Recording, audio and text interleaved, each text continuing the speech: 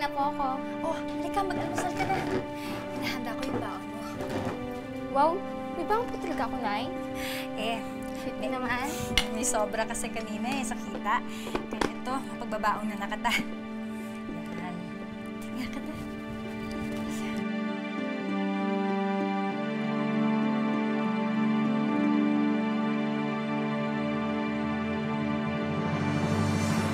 Magsitayo po ang lahat. Magsisimula na ang mediation. Ang nais ko lamang mapakinggan ay pawang katotohanan, buong katotohanan, walang labis, walang kulang.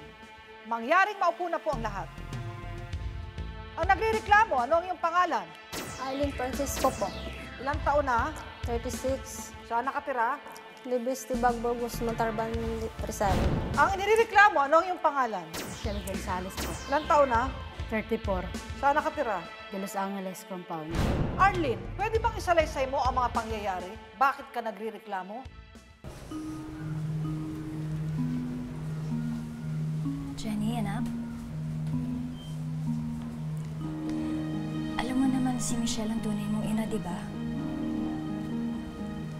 Huwag ka masyadong magdididikit dun, ha? Hindi siya mabuting example. Ayaw ko matulad ka dun. Kaya ka nga lumaki sa akin dahil sa kanya, eh. Hindi siya mabuting ina. Kailangan mabuhay ka lang, no? Tapat, marangal. Ganun kita palalakihin. Hindi ka tulad niya, okay? Mahal na mahal kita.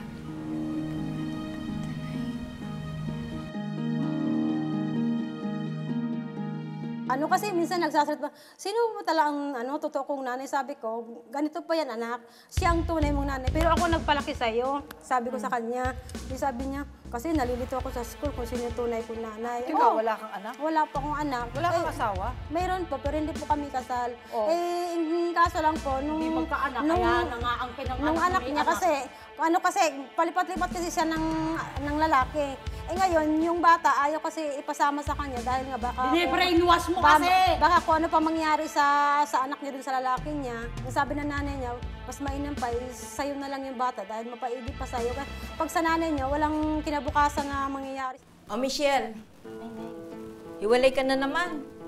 Ano ba talaga gusto mong mangyari sa buhay mo? Inay naman, hindi ko naman yung kasalanan na puro pasaway yung mga napipili ko eh. Pasensya ka kasi, anak. Subukan mong intindihin yung asawa mo. Ay nako, Nay, kung ganun din lang, wag na lang ho.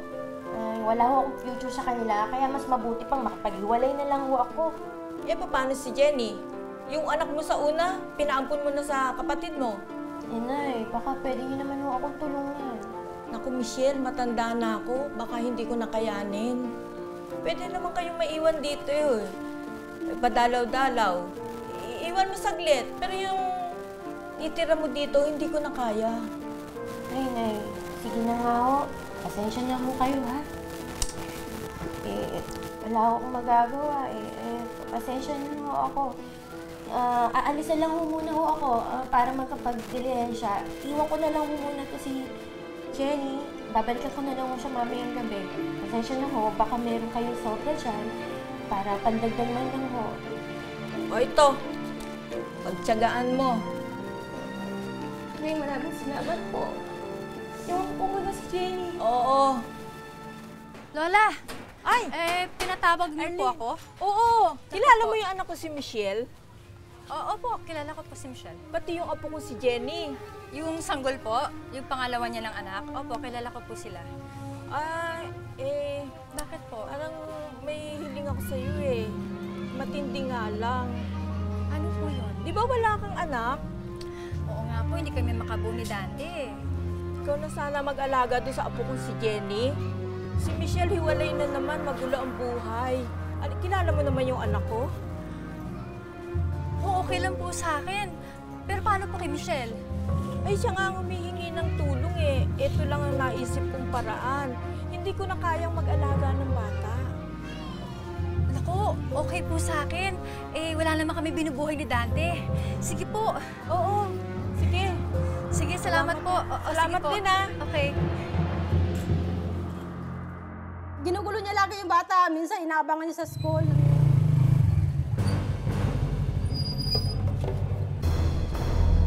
Jenny, sumama ka sa akin. Hinihintay ka ng mga kapatid mo doon. Ano pong gagawin ko doon? Ako ang nanay mo, hindi si Arlene. Sumama ka sa akin. Ayoko po sumama. Hindi, kailangan kita para makatulong ka doon sa bahay. Sumama ka sa akin, tara na. Ayoko po. Hindi, sumama ka sa akin. Hindi mo na sumama ka. Pabayana, lalakero pa. Ilan lang daw ito sa mga rason kung bakit hindi raw nararapat bawiin ni Michelle ang sariling anak mula sa nagrereklamong si Arlene. Napakawalang hiya mo! Di ba nangasawa mo? Pati ba naman asawa ko? Sama mong tao? Tama ko! Magpalit nga kayo ng court. Ikaw ngayon ang nireklamo nito.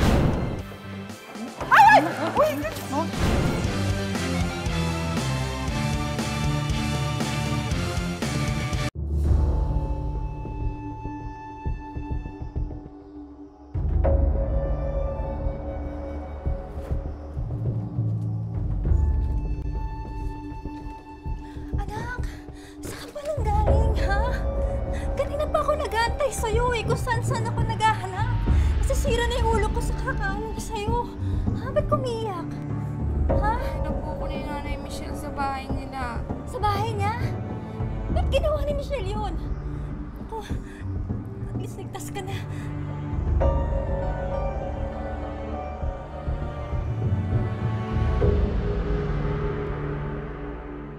Ano sa Kahit po pumunta ako sa kanila, ayaw niyang pakausap sa akin. Arlene, may galit ka ba? Dinadaan-daanan lang ako ng bata. Wala lang po akong galit sa kanya. Bine-brainwash mo kasi. Hindi ko kaya ayaw binibrainwash yung sumama bata. sa akin. At bakit ko i-brainwash yung bata? Ha? Bine-brainwash mo. Ayaw nga lumapit Gusto mo sa lang- akin. Ay, naku. Nay, nandito na po ako. Oh, Jenny, anak, mabuti nakauwi ka na. Ay, Nay, May Michelle, nandito po kayo. Ay, hello po. Kumusta ka na? Ay, wait lang po. Ay, anak, kamusta na ba? Oh, Mare, magmerienda ka muna. Ito, oh, pansit.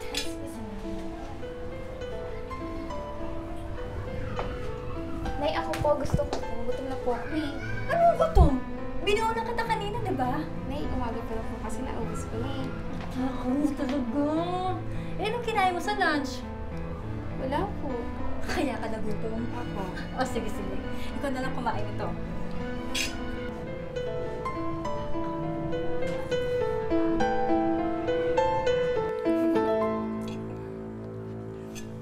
Tapos punta ng punta sa bahay. Punta ng punta. Ano pala, hindi lang pala anak niya pinupunta, pati asawa ko. Dinadagdag Ano? mo na lang yan. Pati asawa mo?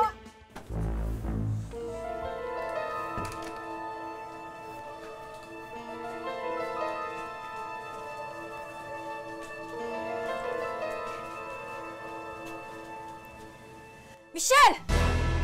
Anong ibig sabihin nito? Ang sinungaling mo talaga. Nasaan yung bata noon? Nung nakita mo? Natulog po sa kabilang kwarto, nagising. Napakawalang hiya mo! Di ba nangasawa mo? Pati ba naman asawa ko? Sama mong tao?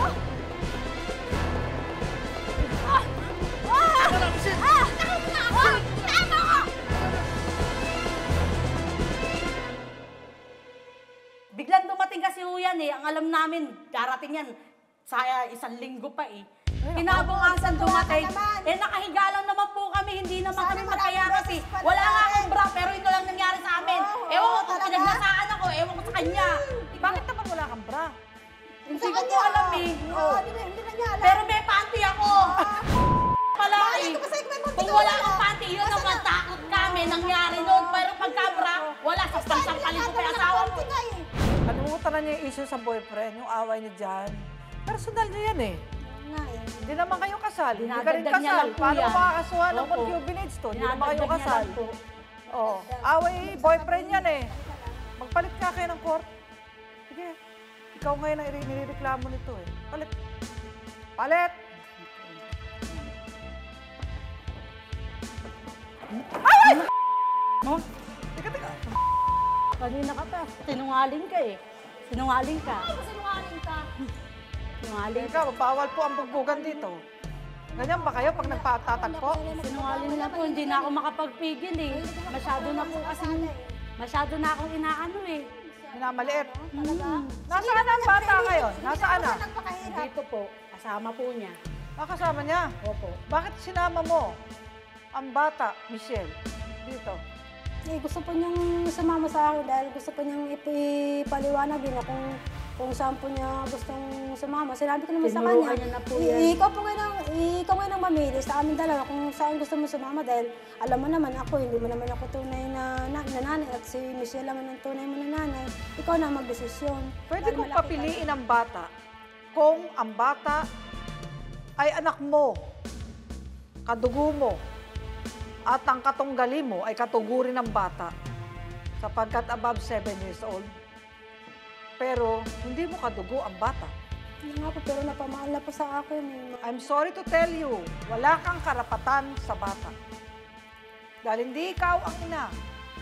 Hindi ikaw ang nagluwal sa maliwanag. At ang batas ay maliwanag din. Hindi binibigyan ng karapatan ang sinuman na hindi ina, hindi ama, nakasal sa ina, ang pwedeng mag-alaga ng bata. Pinagpalit ko kayo ng pwesto, kanina ikaw ang nagrireklamo, ang reklamo mo, binabawi sa'yo ng tunay na ina ang alaga mong bata. Ikaw pa ang nagsasakdal sa kanya. Pero sa totoo, siya ang may karapatang magreklamo at magsakdal laban sa'yo. Natuto na si Michelle sa kanyang mga pagkakamali at nahanap na rin niya ang kanyang true love. Kaya handa na raw siyang bawiin ang kanyang anak mula kay Arlene at mabuo na rin ang kanyang pamilya. Sa sandali na binabawi na ng tunay na ina, ang bata marapat lamang na isoli ng nag-aalaga. Malamig ka na, maraming mag-isip.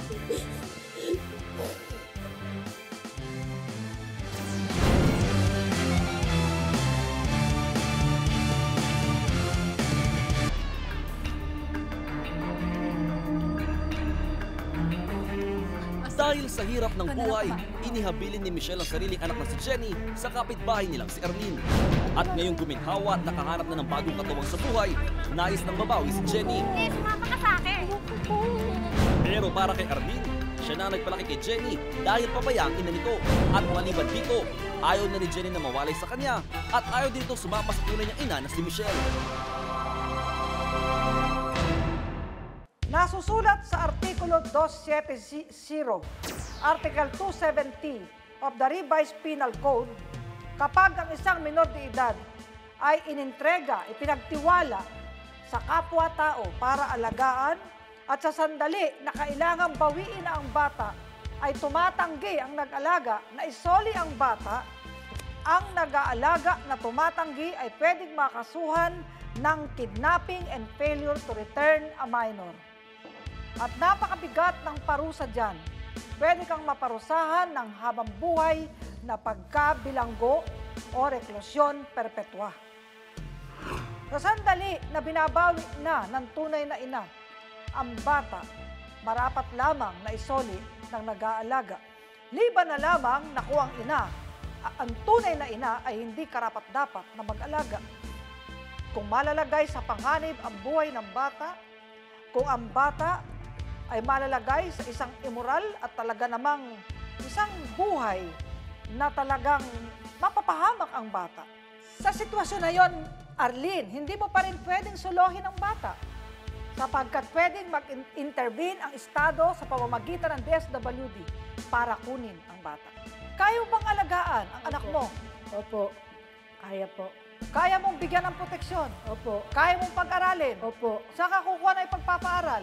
Yung asawa ko po, may tricycle naman po kami. May trabaho? Opo. At saka po, magsa-sideline na ako ng magtinda-tinda.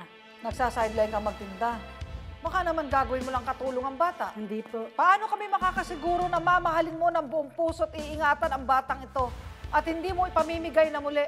Kikita niyo po, malalaman niyo. O bakit ka umiiyak, Arlene? Mahal ko po yung bata. Ikaw, Michelle, kailan mo naisip na dapat buuin ang pamilya mo? Nakita ko na yung talagang papangasawa ko. Na nagmamahal sa'yo. Gaano ka kasiguradong tapat sa'yo yun?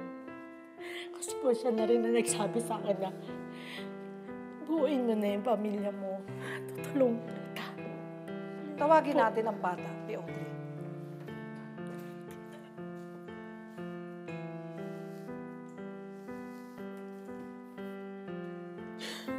nandyan ang iyong anak, kausapin mo. Namu ka doon sa akin.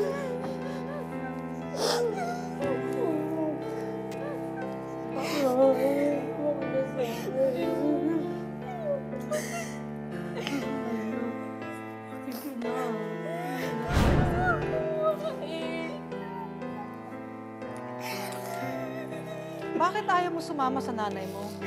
Ewan ko, maawa na ako sa asawa niya. Eh, sa asawa ni Ate Arlene, ni Nanay Arlene, di ka mapapahamak? Nape-brainwash nito kahit ano sinasabi. Hindi po, mabait po yun eh. Masama ba ang loob mo sa nanay mo? Oo po. Bakit? Hindi niya ako inalagaan. Tapos ngayon kukunin niya ako.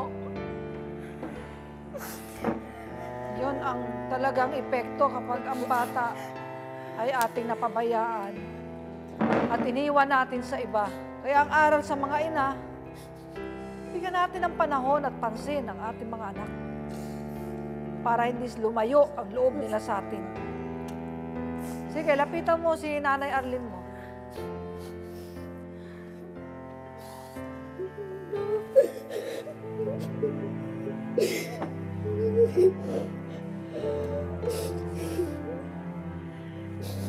Sana naman mag-isakit sa nanay ko. Nanay mo naman ay nanay. Malaki ka na, marunong ka na mag-isip. Nais ko sana ipaliwanag sa'yo, baby, na may karapatan ang nanay mo na mabawi ka kay Nanay Arlene at makapiling mo ang mga tunay mong mga kapatid. Hinahanap ka rin ng mga kapatid mo. Papayag ako na paminsan-minsan nasa Nanay Arlene ka, pero umuwi ka rin sa nanay mo. Sana maunawaan mo din, tayong mga anak, meron ding obligasyon na ipadama ang pagmamahal natin sa ating tunay na ina, na kahit na tayo ay minsan itinakwil ng ating ina. Bumalik ka sa ina mo na nagluwal sa'yo sa maliwanag.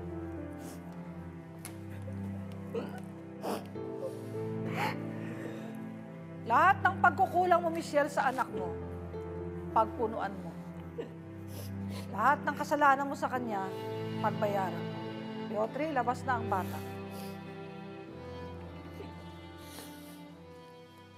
Nais kitang tanungin, Arlene, anong gusto mo? Asunto o areglo? Areglo na lang po.